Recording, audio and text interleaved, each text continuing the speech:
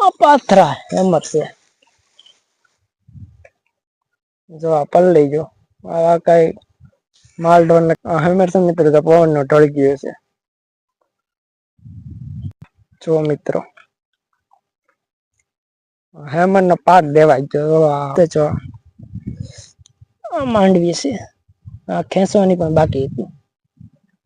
આજે આ હુકલ છે ને આજ મગ છે.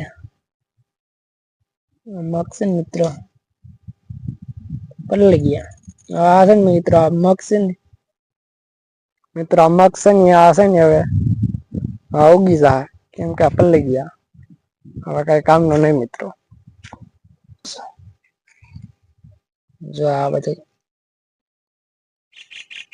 હળી ગયું મિત્રો જોઈ શકો છો એમાં પાક દેવાય ગયો.